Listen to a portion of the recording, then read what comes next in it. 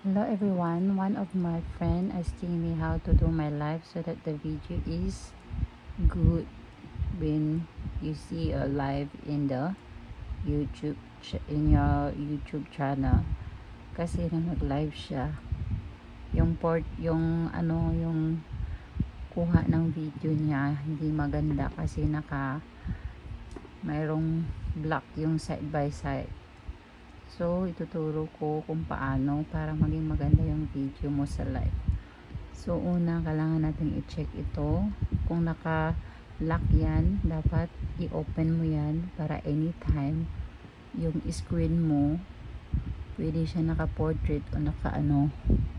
So, open na yan. So, punta lang tayo dito sa live natin. So, we go to the live.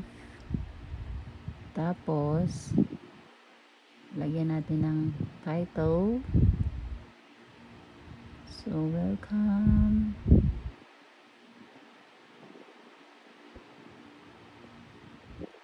to my live. Lagyan ko lang siya ng caption na Lapagan Digital para kung sino yung gustong magpadikit, pwede po kayong magtambay sa live ko at bibigyan ko po kayo ng subscriber.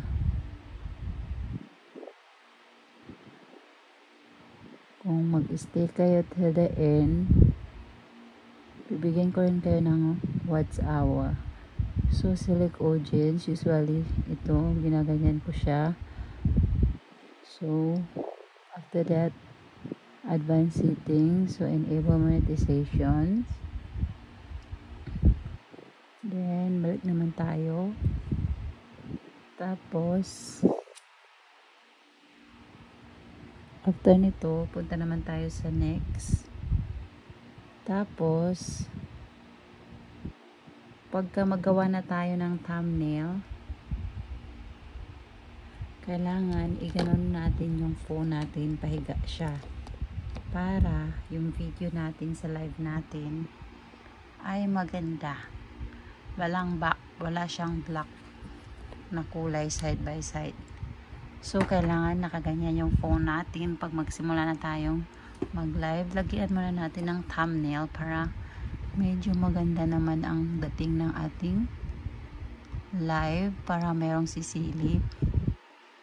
Dahil pag hindi mo lalagyan ng magandang thumbnail, wala ding mahikayat na nobody will try to go inside your live.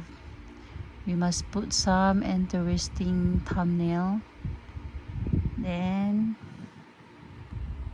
they will love to see what's going on to your live, right? Sana ba yung mga thumbnail ko nito? Hindi ko na makita. So, I'm gonna put this thumbnail. I must adjust it. Okay. So, ito yung thumbnail natin, guys. And we have to save it. So, after that, go live na tayo. So, like that. O, diba? So, we are live now. Hello everyone, good evening. So, maglalagay tayo ng mic para marinig nyo ako. Kasi, hindi nyo ako maririnig kapag ganitong hindi ako nagma-mic. My voice is very soft. So, yun lang guys. Thank you for watching. Hope it helped you. Sa mga hindi alam kung paano mag-ano ng screen sa pagla-live para maganda yung kuha ng inyong video. So, ganun lang kasimple guys. Thank you.